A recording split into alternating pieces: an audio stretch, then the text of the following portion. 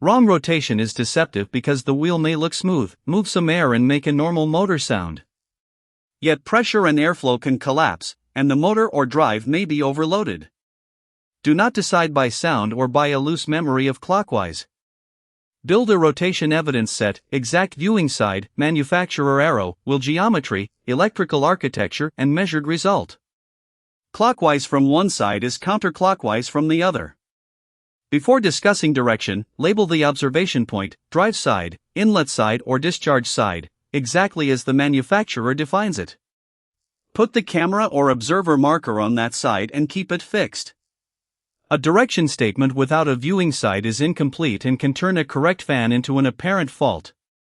Many fans or drawings show a rotation arrow and an airflow arrow. They answer different questions.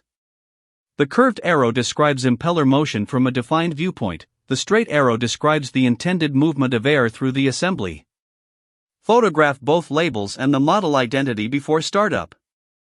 Never invent an arrow from blade appearance when an exact manual or housing decal is available. On an axial fan, blade pitch, leading edge and concave surface help explain which way the wheel is designed to load the air. On a centrifugal fan, blade orientation, inlet cone and scroll discharge must work as one geometry. But designs vary. Treat geometry as a crosscheck against the manufacturer's arrow, not as a generic rule transferred between axial, forward curved and backward inclined wheels. Before a rotation test, isolate power where the procedure requires it and check that the wheel turns freely, fasteners are secure, guards are installed, the inlet and outlet are clear and nobody is exposed to the rotating or discharge zones. Shipping damage, rubbing, loose parts, or an obstruction can make a direction test unsafe and can imitate poor performance. Qualified personnel may use a brief, controlled startup when the equipment instructions call for it.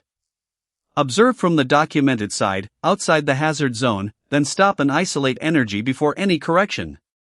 Do not reach toward a coasting wheel, defeat a guard, stand in the discharge path or repeatedly jog an unsuitable motor or driven load. On a simple three-phase induction motor installation, line phase sequence influences shaft direction.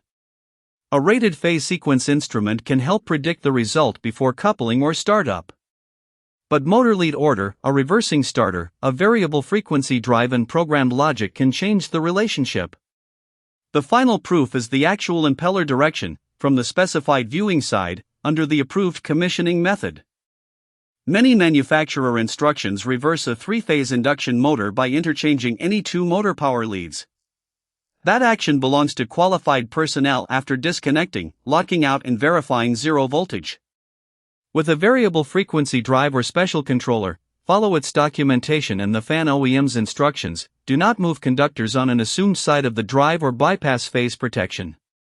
Do not copy the three-phase lead swap rule onto a single-phase fan. Reversal, if permitted, depends on the auxiliary winding and the exact motor connection diagram. Some motors are fixed direction, others expose designated reversing leads. Capacitor values, protectors and grounding must remain as specified. Random lead swapping can damage the motor or defeat protection. Electronically commutated fans may have fixed rotation, a documented digital input, programmed direction logic or a controller-specific setup. Swapping AC supply conductors is not a universal reversal method. Confirm the model, supply, control interface, parameter state and allowed direction in the exact documentation. A valid run command is not proof that the programmed direction is correct. The arrow check is not the finish line. Verify airflow direction, fan speed, system pressure, current, vibration and abnormal sound against the equipment limits. A correct rotation with poor performance points to a different problem such as obstruction, incorrect speed, system resistance, wheel clearance or installation effect. Use the real curve only for the exact model and test condition.